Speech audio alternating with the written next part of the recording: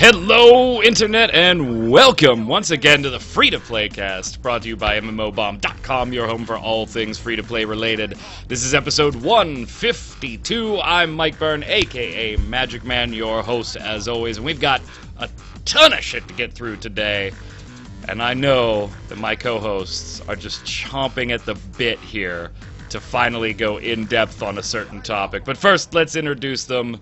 The one who can't wait for topic number one the most, Mr. Jason Winter. How are you, sir? I'm doing pretty well, and Agent Winterov is recovering nicely in a fine Russian hospital. There were some YouTube viewers that did love that on-the-spot reporting. They were quite impressed. He reports to me that their bone saws are very sharp, and he felt almost no pain when they amputated his legs. Ah, Hearthstone. Also on the line, you know him, you love him. Speaking of no legs, it's Legless. It's legless. It's Zach Sharps from Free to Play Weekly. What's up, man? Not much. I'm happy to talk about topic number one as well. I know. Let's not hold him in suspense any longer. Let's slide over and get started with the news. You may have heard of a little game before called, Guild Wars a while back. It had a follow-up, as most successful titles do, and they called it Guild Wars 2, as most sequels do. It did pretty good for itself. Did pretty damn good for itself. Was a buy-to-play right out of the gate with a shop that most people really didn't have too many qualms about. And, so away it went. They've got an expansion pack coming out in October here. And PAX had some interesting news for us on the Guild Wars 2 front. Now, everybody on the panel here knows that out of the three of us, we all play Guild Wars 2 extensively. We all have a lot of experience in it. But out of the three of us, Jason Winter, of course, is the one that is all about the Guild Wars 2. It became his primary MMORPG a little while ago. So I know he can't wait to talk about this, because every time we find a reason to talk about Guild Wars 2, right? We've always had to do it in little snippets, just as it relates to a free-to-play topic, right? Now, though, Guild Wars 2, the core game itself, going free-to-play. You don't even have to buy the box to play it. We're going to get into what that actually means with the Heart of Thorns expansion and the free-to-play restrictions and everything like that. But first, let's take the opportunity you guys have been waiting for. We'll start with you, Jason. Let's talk about our individual opinions about Guild Wars 2, the game itself, what it does right, what it doesn't do right, where you'd like to see it go with the expansion. The floor is yours, sir. No, it's okay. Zach, how about you? No, yeah, as you say, it's been my primary game now pretty much ever since it came out. It replaced Lotro.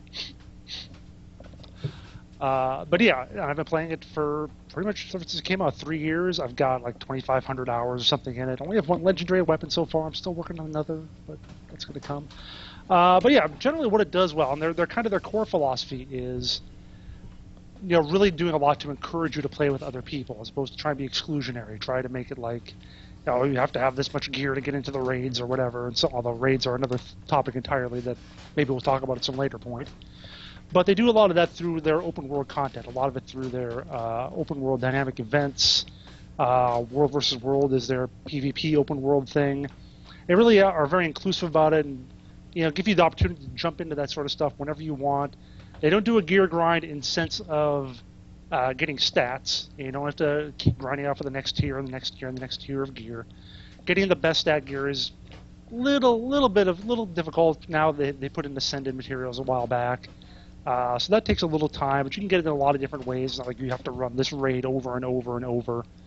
It's mostly about cosmetic, getting different looks, getting maybe different stat combinations for your gear and so on. So they really have made it a good sort of game. If you're not necessarily looking to commit your entire life to it, you can still get in, you can have a good time, you can play it pretty well, and you can somewhat find some challenging stuff in it, although a lot of the time the most expedient way to do it is just to farm the same kind of stuff over and over and get the easy and so on.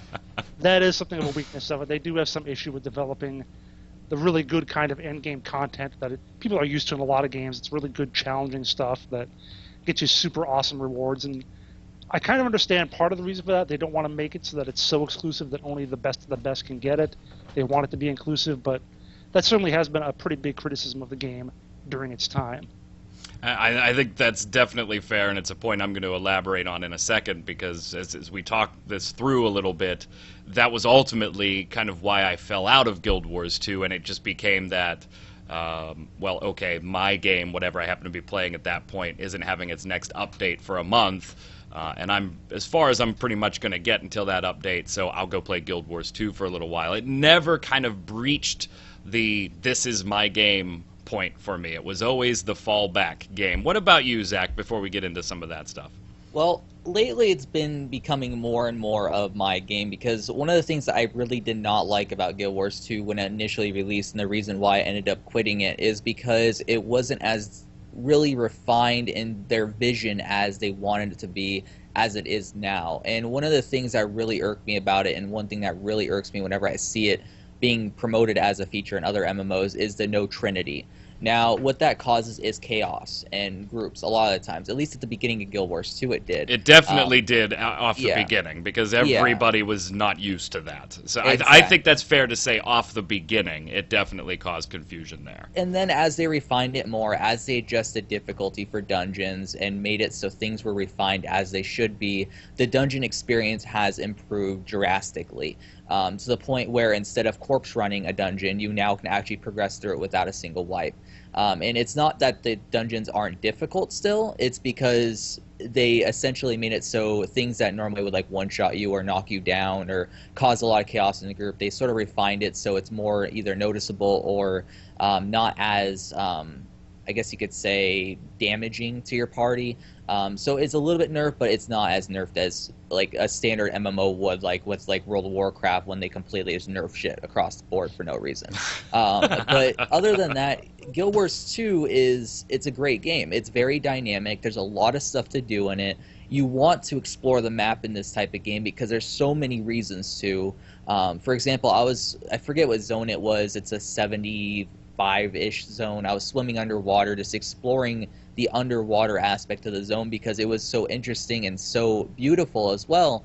And it really made me realize the little things that ArenaNet did with Guild Wars 2 that makes you really want to explore its world, which is something that a lot of MMOs don't do. And for that reason, and many other reasons, I'm sure we're going to delve into a lot of things. Jason delved into a lot of things that I don't really feel like repeating, but I agree with him wholeheartedly about them.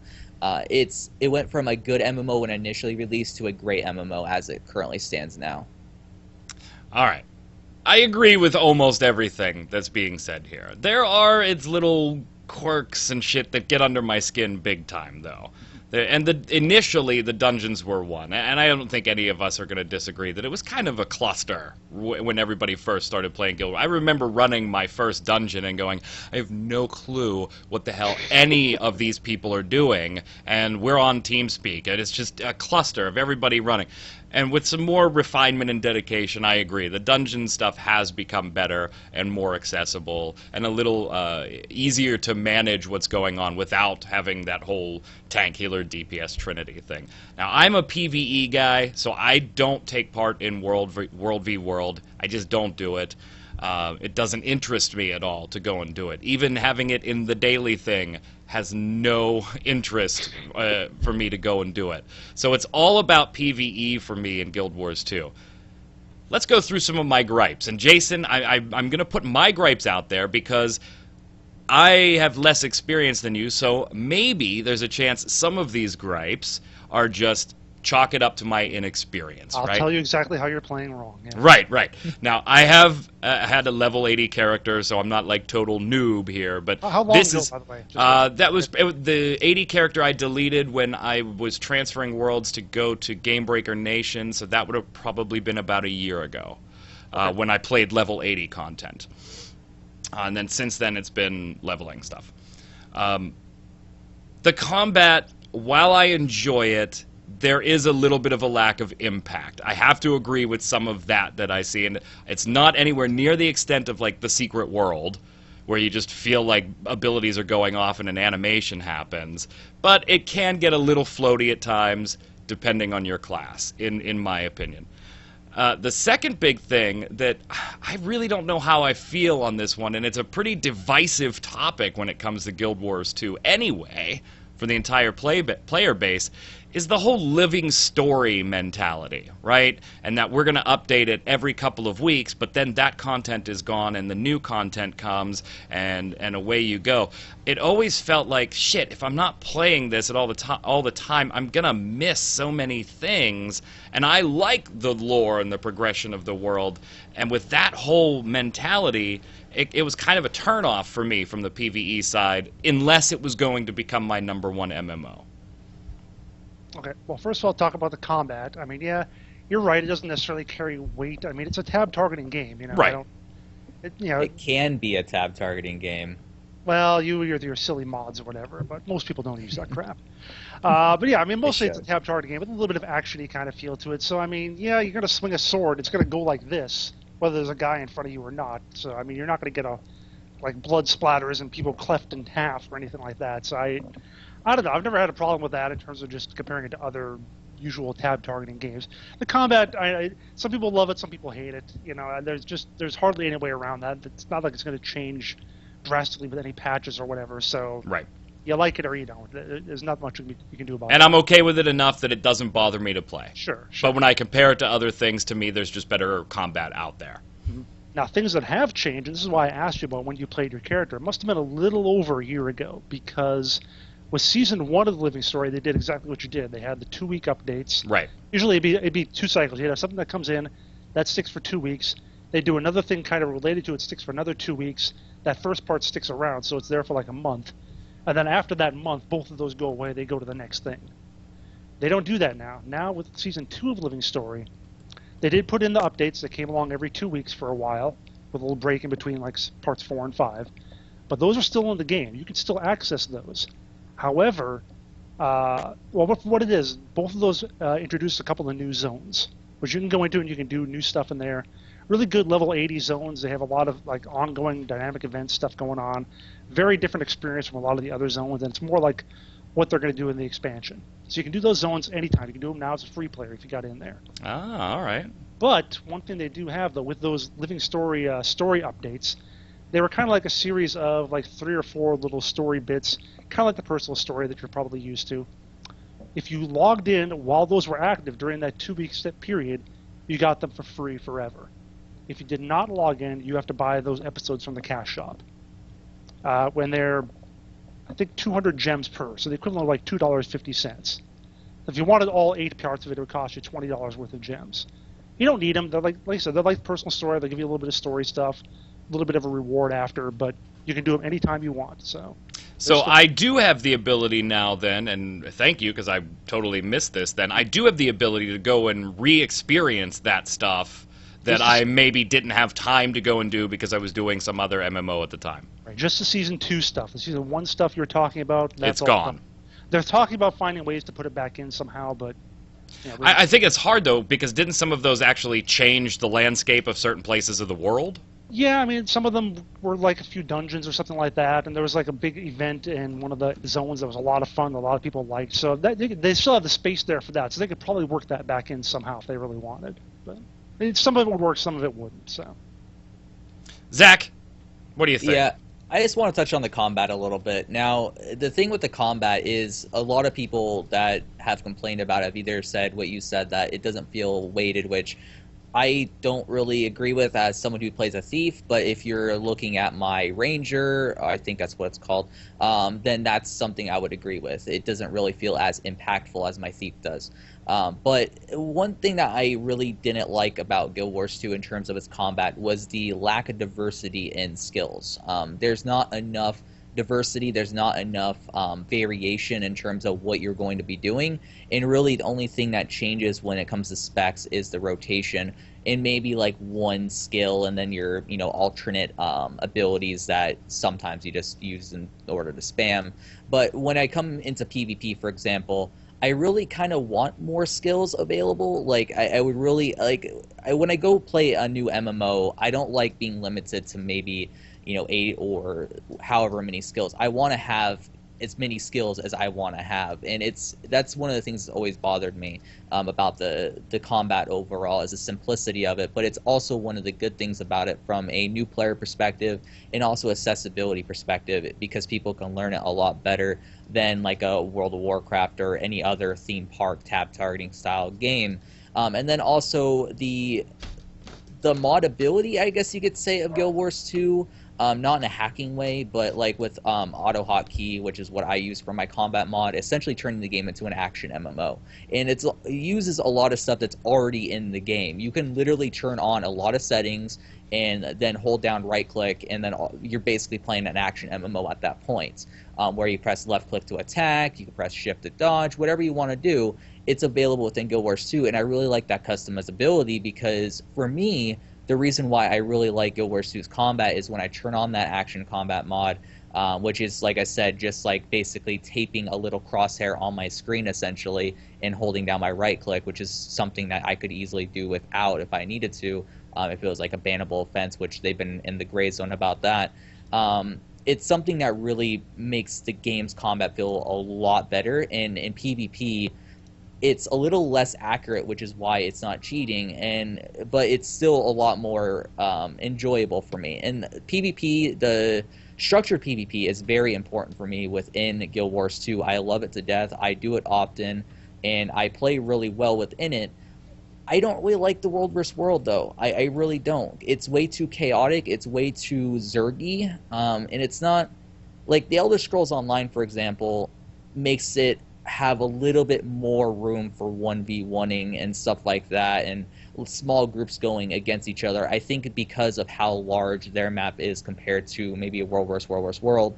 Maybe that's changed. I've not hopped in that for a really long time. I would say probably a year after launch is the last time I hopped into it. Maybe it's changed. Maybe they added new things, but I don't really see myself even hopping in that feature. But the rest of the PvP and the combat I like, so... All right, so here we go. October, we get the Heart of Thorns expansion, which is a purchase. You have to buy that box, or the digital, or whatever. You get the idea. You have to pay some cash for it. And originally, it was announced that, hey, if you don't have the core game, we're going to package that in with Heart of Thorns, which, of course, pissed everybody off that had already previously bought the box, right? And then... Some people. Right, and then they said, okay, well, we're going to give, if you bought the box, you're already going to get these little perks here, and then, you know, so we're trying to make it balanced. And then PAX came, and the rumors started saying, hey, Guild Wars 2 is going to go free-to-play. PAX happened. They did announce free-to-play, and you could go and download it right now. I mean, it was available that day. They announced it as a free download. Obviously, there's going to be free-to-play restrictions. We'll talk about those in a minute. I want to talk about, just for a second, what their actual free-to-play model is here, because I'm getting, from everything I'm reading, it feels kind of like what EverQuest does and has done for years, right? Where the current content is the stuff that's free, and the brand new thingy, the brand new expansion, you got to pay for that, and then when the next expansion comes out, you'll get all of that content for free and pay for the new expansion. Very similar to what Daybreak has done with EverQuest for a long time. Is that on point, Jason? Well, I mean, we don't really know until the next expansion comes out. We won't know for sure. Right, but just what we have for this one, it seems like that's the mentality. Well, yeah, what's currently in the game is free, and then the expansion is gonna cost you money. And that includes the new class. Yes, you won't be able to get the new class unless you buy the expansion. Right. So you also won't be able to get into the new maps and do the new content either. What this creates, though, and where it gets confusing, is a three-tier system. You have your, and it's kind of like what Terra did too. What Terra does. You have your free accounts. You have your core Guild Wars 2 accounts, which would be the equivalent of a Terra veteran account, somebody that bought the box. And then you have your Heart of Thorns account, which is if you buy the latest expansion. Now, most of these restrictions, I mean, I don't really see any problems with. The character slots, you start with 2 on the free account, going all the way up to 5 or more with Heart of Thorns, right? Bag slots, 3, all the way up to 5. You don't get the new Revenant profession unless you have Heart of Thorns. Makes sense. All the Heart of Thorns content is restricted to Heart of Thorns. These are all things that make sense, but yet some people aren't happy with some of the other restrictions. Why? What's going on here, Zach? Well, the thing is, I think that a lot of people don't really look. I think they're really trying to put this under the microscope way too much in terms of the payment model. Because essentially what this is a marketing ploy in order to get you into the game and wanting you to get Heart of Thorns. Now, they restricted, I believe it was gold to gem conversion. I believe you can still do the gem to gold because they still want you to spend money and convert that to gold, of course. That was something that was restricted. You also have restrictions on where you can go at specific levels, like Lion's Arc, I believe, was level 30, which you really should not be there anyhow until that point to begin with. Little things like that were restricted. Now, I'm not sure if there was anything else there. I think you covered most of the restrictions from what I saw, but it really isn't anything major, and I think a lot of the people that are complaining about it obviously haven't played many of the other free-to-play games that are out there that restrict you even way more, especially games that were previously not free-to-play. Like, you go play SWTOR, you're heavily restricted. You go play DC Universe Online, you're super restricted. You go play pretty much any game that converted from a previous payment model to a free-to-play model, and you're way more restricted than Guild Wars 2. The only thing that I didn't like about the payment model was and I know why they did this, but the reason why they didn't do this is because they want to make money, but the fact that you can't get Heart of Thorns through gems, at least from what I've seen thus far. That might change in the future when they release their next expansion. It might change once the expansion's released. Who the hell knows? But I think it would be really cool to see an upgrade button through gems. That way, people who maybe bought the core game of Guild Wars 2 can convert their gems into the new expansion without having to spend a dime just by playing the game. But I know they're not going to do that. That would reduce profits, and I definitely understand that.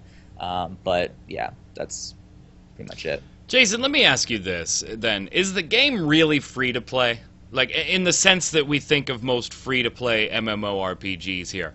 Because, yeah, while all the restrictions seem to make sense to me as far as limiting chat, limiting what you can do with the currency exchanges, limiting where you can access things by level, they're not gating it behind money, just saying, hey, if you want to use Look for Group, you got to get to at least level 30. If you want to use Squad Chat, you got to get to at least level 30. If you want to do WVW, you've got to get to at least level 60. I get those types of things, and most of the other restrictions seem to be the standard fare of we got to try and keep gold selling and botting to a minimum. And so they make a lot of sense to me. But is it really like free to play in the sense that, hey, when you hit level 80... You know, and I wanted to, and I know this is going to sound really terrible, so please let me get through the whole thought first. All right. The camera is just on you. But it reminds me of SWTOR's free-to-play, in the sense that you have all the content available. Like, when you go into SWTOR free-to-play, you can do the quest, you can do the story content, all the core of the game, really, of all the story content for the 8 individual classes. You can do all that, and you can go anywhere and all that stuff. In no other way does it resemble SWTOR, so let's make that clear. They don't hide your head slots. You don't have to pay to equip certain gear. You can run dungeons as much as you like. There's no restriction on any of that.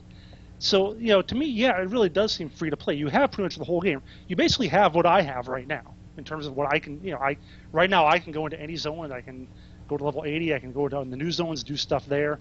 Basically, you've got pretty much what players have right now. Yeah, a little less in terms of character slots or bags, but really all the content is there. And like you said, it's just got those restrictions in terms of being able to, it's social restrictions, basically. So like you said, so the spammers and the botters don't take over the game. But otherwise, I mean, it's the whole game, really. It really is. I think the only one that really bothers me is some of the guild stuff. To me, that one doesn't make sense. Why, if you've been playing it long enough that you are guilded, somebody has invited you to join their guild, and you play it long enough, whether you're a free account or not, that they trust you to give you bank access, why can a free account not access the guild bank then? That's the one that kind of threw me off base, and I know where you're going to go with this, so I'll let you explain it. But initially, on first look, I kind of went, well, that's weird, because wouldn't I have to earn the guild's trust to get that access? No. But Yeah, because one thing you can't do is you can't send gold or items to other players as a free account, which was again to stop the whole gold seller stuff. Yeah, I paid $500 on your website. You send me whatever. Well, you can't do that because of that. Well, you can accomplish the same thing through a guild bank. You're the gold seller. You make a guild, and I join the guild, and then you stick stuff in the bank, and I go grab it. So it'd be the same effective kind of thing. I know, it just seems weird. Just I seems know. weird. Overall, It's because of these people we can't have nice things. right. Overall, I kind of like their model. I mean, I can't bitch about it. But maybe that's me coming from, I already own the box from the day the damn thing launched anyway, so none of this impacts me, and I'm buying Heart of Thorns, so none of that stuff impacts me. I could see maybe a little gripes here and there, but I've seen the word freemium thrown around, and while I get that to a degree, I mean, I guess you would call EverQuest 2 a freemium game as well, because the expansion content is locked behind buying the actual expansion. I can't really bitch. I mean, there are certainly a lot worse free-to-play models out there for games that are a lot less quality, right, Zach? Yeah, exactly. Well, the thing really comes down to it is the fact that Guild Wars 2 is not trying to be truly free-to-play. If it was trying to be truly free-to-play, it would still have the gold to gem and the gem to gold conversion with Heart of Thorns and the box as gem purchases on the store. That would truly make it free to play because people would be able to play the game without spending a dime and upgrade as they go along. And the reason why they didn't do that is because they didn't intend on it being a truly free to play game. They intended on doing it, at least what I think, and it makes perfect sense, to get more bodies in the game, get more people enjoying the game, and enticing more and more people to get Heart of Thorns. It's really, really a great marketing move for them, and it's going to breathe insanely new life into the title because there's going to be more people leveling up through the zones that are now vacant, and that's great because you want to have that. And I've already seen an influx of people. When I logged in the other day, there was a lot of people wandering around the zones, and that's great to see. And I understand the social restrictions. I understand the guild bank restriction because gold sellers and gold buyers are going to be dubious. Let's just face it, they're going to try every little nook and cranny of the game to try and get that sale and transaction complete. And so I think they were really smart with that. I think that they made it so the increased amount of players isn't going to make the game's community toxic in any way by bringing in those gold sellers, gold buyers, power levelers, etc. because of the chat restrictions and all the other restrictions. I think it's a great model because I understand it's not a truly free-to-play model, and if they were trying to go for that, then they would have done a lot of other things as well. It is free to play enough for us to finally be able to cover it on MMO Bomb, yes, though. Exactly. I mean, you do get the whole core game all the way up to 80. It is kind of ingenious. I mean, they weren't making box money on this thing anymore anyway. Anytime I've ever seen it advertised, it was like $5 or $7.99 or something like that. Yeah. So it is kind of genius in, if we're going to give it away in Heart of Thorns, if we're just looking for somebody to buy Heart of Thorns, whether they're new or existing, and that's all we care about, to the point that we're going to give them the core game, why not just give everybody the core game with the hope of those people that haven't played will come back, haven't played at all will log in and check it out. Those people that haven't played for a long time will jump back in and maybe get sucked back in again, and now I suck up some more Heart of Thorns purchases, which was my whole point to begin with. So it is kind of an ingenious little marketing tool. Jason, your favorite game you can now talk about on this channel. All right, we spent a lot of time on Guild Wars 2. Let's move over and talk about some Inspirit Online. If you don't know what Inspirit Online is, it's kind of an ARPG/MMO, and we got another one of those coming up with Devilian Online. Kind of the isometric view, more open world than you're used to in some of the ARPGs. We posted the first look on the site and on YouTube. If you haven't checked it out, check it out. But I gotta say, it was probably the best first look I've done in a while. It really was. Standards are low. It really was. I enjoyed it. Yes, it's the camera sucks. The camera is by far the worst part of the game because the isometric view they give you, you can zoom in to almost a third-person view, but the third-person view, the camera is locked, so your character will actually rotate around, and depending if you're running towards your camera, your character will be looking at you. The camera does not move behind the third-person view, so the camera's kind of wonky. It is pointy. It is one of those click to moves, but you can keybind it on out. Check out the first look. I mean, graphically it was nice. Quest-wise, there wasn't too much new. The cash shop seemed very fair. And the game was fun. I mean, there's no point in going into this in depth. Go watch the damn first look. But if you're looking for something to fill a couple of hours here and there, I thought it was pretty good for that, actually. I don't know if it's ever going to become like my top tier thing. No, I'm not pretending that, but hell, it's an easy way to spend a couple of hours. Did you guys check out the first look? What did you think? Yeah, I watched it, and it seemed, like you said, kind of inoffensive enough. Seemed like it was all right. Not something I would get into a ton. Although I did wonder the one point, though, when you're trying to craft that one thing, and you had to... Yeah, I'm dumb, is what happened there. Oh, okay. Yeah, you don't have to buy the scroll from the cash shop. The scroll, you can buy those scrolls from the cash shop. However, they are awarded in-game for quests, too. Okay. And mine was, I think, bound to F6, and I just didn't see it in the first look video. So I'm dumb in that I couldn't find it, but even that quest, during the first look, when I opened it up, I did point out that, oh, the quest reward is another one of these scrolls. Sure. So, yes, you can buy them in the cash shop, but they're also acquired in-game from... I was actually really impressed. I mean, it's a smaller game. You may have missed it. It's very easy to miss. There's not a lot of sites covering the damn thing. But it was extremely fair, and I was checking out some of their dev blogs and things like that, and they are so against pay-to-win. I mean, they detail exactly the type of stuff that you will never see in their game because they know we don't want that. I was actually really impressed with it. Fun little game, visually nice to look at. It's been a long time. Cabal 2 and some of these other games that have come out lately. Skyforge wasn't bad as far as the first look went. But I got to give this one like an 8, maybe even a 9. That high? If you're that's on your scale. If you're into that type of game, it is a damn good one for you. Now, if you're not into that type of game, you're going to score it a 4 because you just don't like that type of game, and that's fine. But I'm going to give it about an 8. I'm going to give it an 8. Yeah, just by watching the first look, I didn't delve into it. I was thinking about it throughout the entire week. I'm like, should I not? And then Guild Wars 2 was announced free to play, and that just went out the window.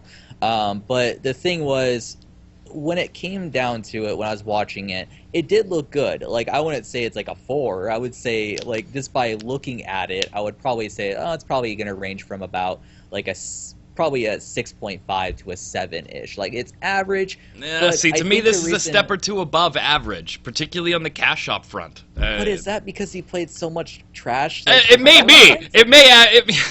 That may be a fair point, is that everything else that I've been doing first looks on lately has been on the lower end of the spectrum, and so maybe I'm just like, oh my god, it's bearable. It's the greatest game ever.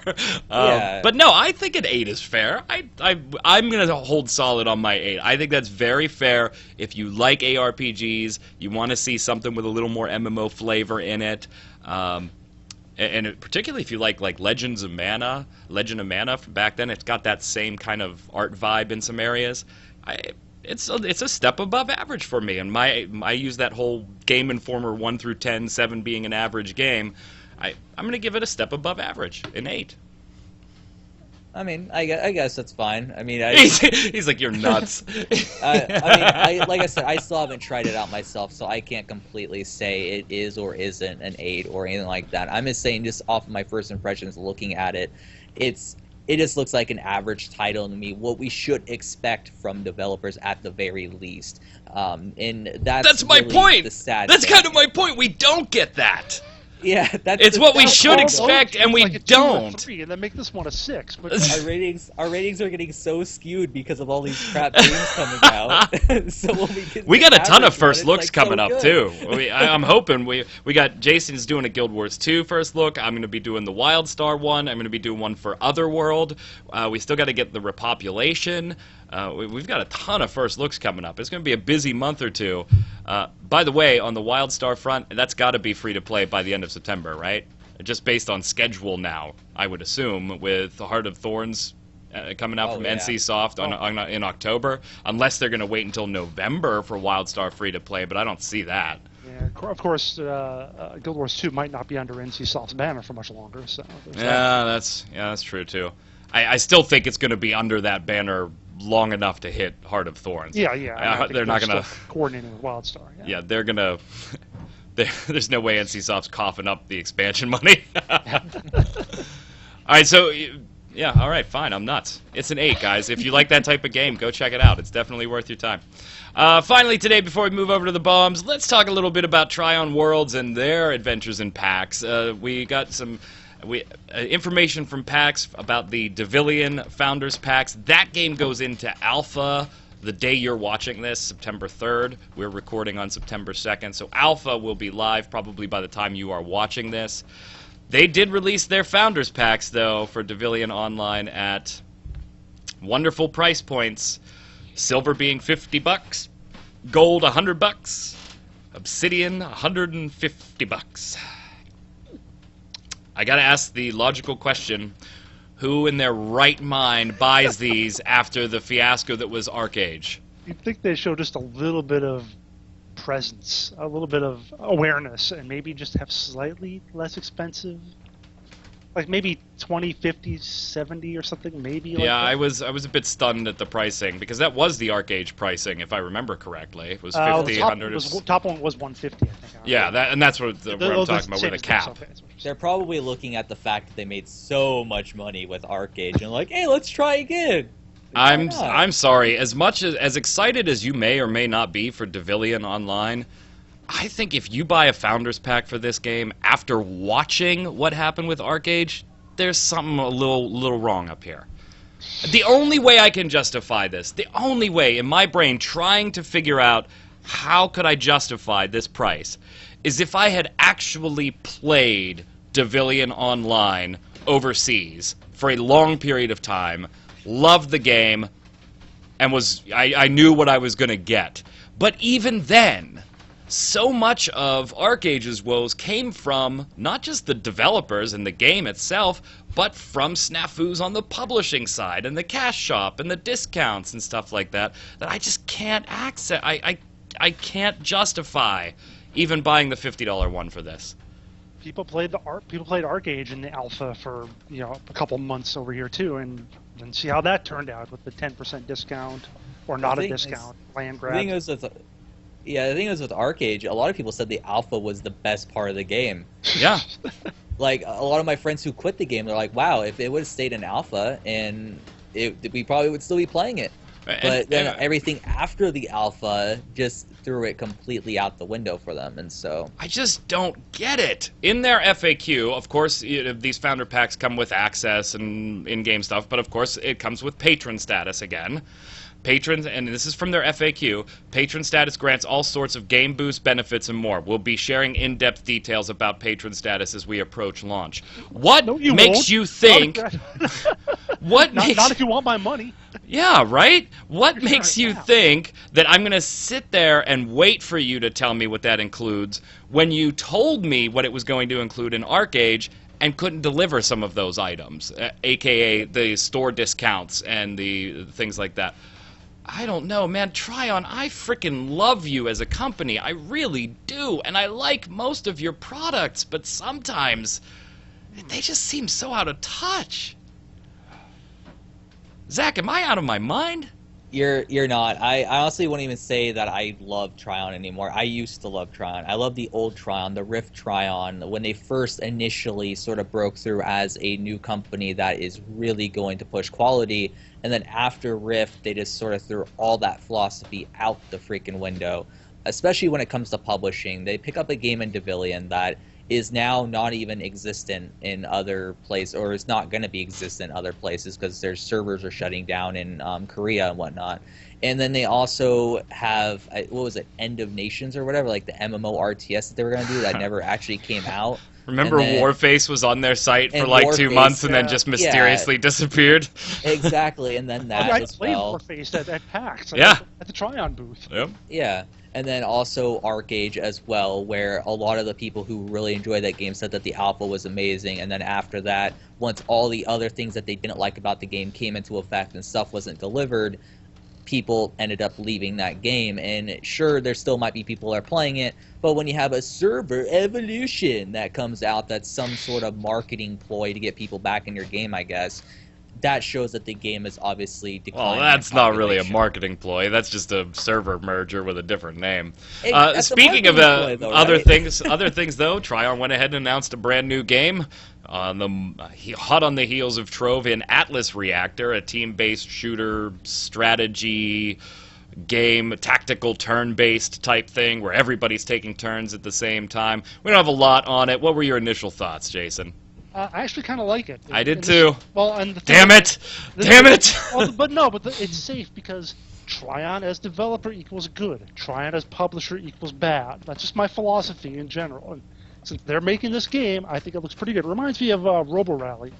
That's what it kind of looks like if anybody's ever played that old board game where you have to plot out your moves ahead of time, and then everyone executes them at the same time, and they can run into each other and shoot each other and whatever. That's kind of what it looks like. So if it does play like that, it's definitely something I'm going to be getting into. Zach? I just want to bring up something. Tron also developed End of Nations as well, so it doesn't necessarily Petroglyph. mean. No, Petroglyph did End of Nations. I guess Wikipedia failed me Well, right there. they took it over. I think they took over When development. Petroglyph shut down, Trion Yeah. picked up where they were. Yeah, so they semi-developed it. No, not really, because I'd Yeah. played it in alpha when Petroglyph was still in charge of it. It was terrible. That's why it needed to be shut down. It was awful. And Trion, maybe you can look at that as they tried to see if they could salvage this product and then decided, you know what, we can't. Smart business move. Nobody's going to fault them for that. But it doesn't look good when you stack it in the middle of some of these other things that have happened. I guess that I don't know. When it comes down to it, with Trion is, yeah, sure they're maybe making a game that probably is a lot more edgy. It is a lot more original than a lot of the games that we now take a look at. But to me, I don't know how much of an audience is going to be there for it. Like, I don't know if it's going to be just like a small niche game, or if it's going to be like a game that's going to somehow explode into something that a lot of people thought it wasn't going to be in terms of population, sort of like what Trove did, at least initially. I'm not sure how many people still play Trove. But when it comes down to it, it looks interesting. I'll try it out. But I don't know how much the novelty will keep me in the game of a turn-based style game where you do simultaneous turns. Because for me, turn-based games, the reason why I like them so much is because I see what my enemy does and I try and pick that apart, sort of like a chess match. But in this case, see, I love the you're playing idea of having chess. to predict what you are going to do and react accordingly. I dig it. I dig that. Yeah, but I don't know. To me, it kind of seems like two people are playing chess at the same time, and you're just trying to Four predict people, what's going to or happen. 6 people, whatever. Yeah. Yeah, Well, look at the bright side, guys. It's not a MOBA. It is. It's not. It's not a MOBA. Finally, I don't know. Trion, here's what you need to do. Give me a call. Just give me a call. I love the company. I can't support you right now financially, and it kills me not to because I do think you got some good stuff coming. Call me up. I'll come down and we'll take care of this whole marketing stuff. We'll just bang it all out over the course of a few months. We'll work it out. You'll make money, but you'll also be on the same page as gamers. Let's go over and do the weekly bombs. And no, mine has nothing to do with Trion Worlds. For once. Go ahead, Jason. You're up. I'm going to give an A-bomb to YouTube Gaming, Oh. which is the new thing they launched, their new streaming service, because they can. I mean, YouTube. We all know about how content strikes work on that. Yep. Content ID, and you get your stuff taken down if you have, 0.3 of a second of copyrighted music or whatever. Well, YouTube Gaming, the streaming service, you can get your stuff. You can get your stream cut off during the stream if it matches a content ID check. Yep. And then you get strikes against your account, and of course you get 3 strikes. Your account is deleted forever. So yeah, they can basically just end your stream if they think that if the radio is playing and you're playing Grand Theft Auto and it's got some music that's an actual musical artist which was licensed to the game and everything, which is in the game that you bought, but they can just shut down your stream if their system matches that. So Yep. It's YouTube's getting the messier. Getting the messier. I'm going to give a dub bomb to the protectors of Beetleton. And if you have no clue what I'm talking about, go and watch this week's Bomb Live, Part 1, and then a special unannounced Part 2 will be going up on the site as well. And I'm probably going to be streaming that a little bit. I figured, Jason, if I'm going to play at the level, I might as well stream it with the MMO bombers and hang out. sure. What do you got, Zach? I'm going to give a dub bomb to whoever thought of making the core game of Guild Wars 2 free to play. I'm just going to give it to them. Whoever that was in that room, whoever came up with that idea, good on you. Great job. Really good marketing ploy to sell more copies of Heart of Thorns. And also it's great because it'll get more people into a quality MMO. I mean, it's not a bad thing. Yeah, if you look at the sequence of announcements, it does kind of feel like it was an afterthought, right? Somebody was like, hey, what we should do is we should put the core game inside Heart of Thorns. That way somebody can just buy Heart of Thorns and start playing. And everybody's like, oh yeah, you know, that's a good idea. And we'll give a couple of perks to people that have already bought it too, so that they don't feel cheated. This will work out great. That part came next. I'm going in sequence here. There's like so many. So we got to give these guys something so that they don't feel like they were cheated. And then it feels like somebody just kind of went, guys, if you want people to buy Heart of Swarm or Heart of Thorns, and you're going to give away the game for free, why don't you just do it now and give everybody it for free? And maybe they'll... And everybody was like, holy shit, Jimmy's a genius! All right, we only got a few viewer bombs and question of the week replies for this week because we knew Guild Wars 2 was going to take up a lot of time. So viewers, please, please, please, please, please, if I did not get your weekly bomb or your question of the answer or question of the week answers, put more on this week's show and we'll make up for it next week. Spammy says, hi guys, I want to give a dub bomb to Armored Warfare. They implemented the PTS server during Early Access 4, and that sped up the fixes and features added for Early Access 5, and there's only 3 days off between Access 4 and 5. The PTS will also be up in those 3 days at certain times, and to answer the question of the week, I think Nexon did a decent job with Dirty Bomb, so that means I can at least give the game a try, talking about Lawbreakers. It seems a bit interesting. Good job on the show. Your Romanian viewer, Spammy. Thank you, Spammy.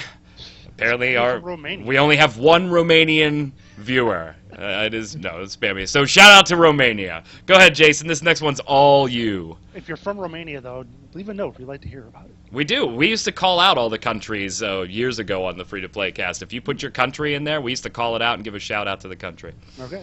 The Fear Fan says, dub bomb to Jason's acting. Thank you very much. I don't know what they're talking about. Where did we see Jason's acting? Nowhere. Go ahead, Zach. All right. Terra Nova 667 says, a bomb to Wildstar. I got a key for the closed beta, played for about a half an hour, then deleted it simply because the combat controls felt terrible to me, and that's a pretty big flaw. And to think magicman bought 11 copies of this, really, either I'm missing something or magicman went insane. Yeah, well, I mean, I gotta say, and it's something I have said on the Free-to-Play cast, if you jump in and you don't like their combat, just stop. There's no point in playing it anymore. It's a little bit like we were talking about with Guild Wars 2. If you like the combat or you don't. Yeah. Simple And I have said that exact sentence before. If you've watched videos and you don't like that combat, don't even bother playing it. I'm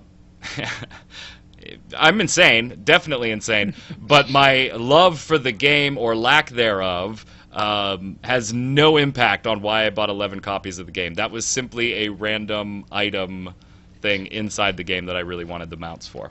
Because I'm an idiot. Frank Tovar, hey Magic Man, do you really feel Final Fantasy XIV is run-of-the-mill? Seriously? I mean, yeah, tab targeting is not the newest system around, but I wouldn't just say it's run-of-the-mill when referencing Final Fantasy XIV slash fanboy rant over. Yeah, Magic Man hates Final Fantasy XIV. Yeah, he totally I love me some Final Fantasy XIV. Frank, all joking aside, when I say Final Fantasy XIV is run-of-the-mill, that's not to say that it's a lackluster product or just blah or whatever. It's more out of a comparison to, if you're honestly looking at MMORPGs, there really isn't anything Final Fantasy XIV does very, very different from the standard MMORPG formula. Tab targeting, dungeons, PvP with familiar objectives, raids.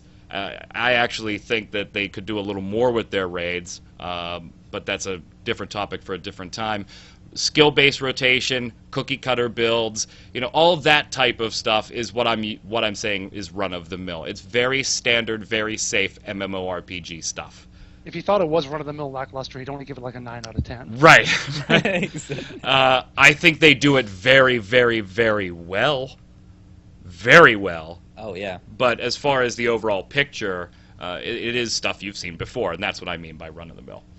Question of the week. We would be remiss last week if we didn't mention the reveal of Lawbreakers, but since we didn't have a lot of information yet, the gameplay footage came out the day after you watched this show, we'll just ask you guys and gals what your first impression of the titles were and how you feel about Nexon being part of the picture. Bratwurst says, my first impression of Lawbreakers is not that big. I mean, all they showed was a cinematic trailer. While the trailer is pretty to look at, it has not made a big impact on my impression. While I am interested that a former Gears of War dev is leading it, Nexon is publishing it. But the company has been sort of turning itself around ever since Dirty Bomb, and I'm still somewhat distrusting towards them. One thing that turns me off is rental weapons, and Nexon loves doing that. I agree. Especially with combat arms. So my impressions toward it, not really impressed. P.S. Love you guys, and we'll see you next week. We love you too. I couldn't agree more with a lot of those comments. Nexon got a whole lot of shit going on all of a sudden, man. Yeah, they got that game with Dallas Dickinson's new company, so yeah. Yeah, craziness. Go ahead, Zach. Chris Baker says, all I have to say on Lawbreakers is if they don't release an expansion called Lawbreakers the police station, I'm not interested. Maybe it could be a $100 plus Founders Pack or something. Yeah, $100 plus Founders Pack, yeah. Jason Winter just bought the Fuck the Police edition. I can't wait till you get that email and the NSA sees it. Question of the week.